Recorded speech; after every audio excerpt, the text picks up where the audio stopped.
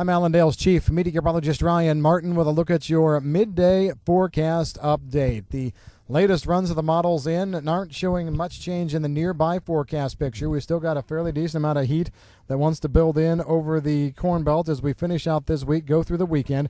A lot of humidity there as well. And you know what? The humidity leading to a little bit more instability in the atmosphere. So, for example, the showers and storms that we've seen across parts of the Corn Belt today, a little bit more far-flung last night and today than maybe what the models have been showing earlier. So, if anything, this is leading to better moisture across the I-states, Iowa, Illinois, Indiana, seeing some of it into Ohio as well as we go through tomorrow and into the weekend. Looks like the best area is going to be generally from eastern South Dakota, southern Minnesota, down through Iowa, the northern half of Illinois, northern half of Indiana, and then into Ohio. That seems to be an area where we're going to be seeing things form, I don't want to say over and over, but we're going to be seeing multiple storm events here the next several nights. Temperatures get very, very warm as we finish out the weekend, and then we've got our next front that's going to start to form and move in. Powerful low in Manitoba as we go into Monday morning. Front sweeps through from that, gives a little bit of scattered showers in the western Corn Belt, central, northern plains, but nothing more than about half an inch, so it's not a big talker there. We'll see more moisture try and form along that front as we go into Wednesday and Thursday, potentially stretching amounts from, again, Nebraska northward and into the upper Midwest, anywhere from 1 to 2 inches, but coverage is not going to be all that great outside of that. The front finally works its way through as we go through the day on Thursday. Probably will have some good rains with it, although I am going to scale back coverage and amounts a little bit from what we had yesterday.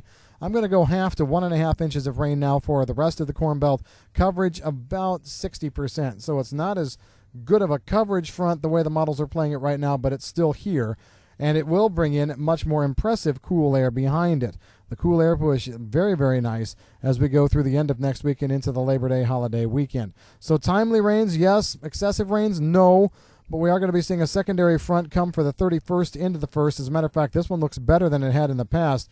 Could see some 1 to 3 inch rains in Kansas, 1/2 to 1 inch rains over the rest of the Corn Belt as we go through the Labor Day holiday weekend. And it's going to be a slow-moving one, thanks to the cool air trough that's in play.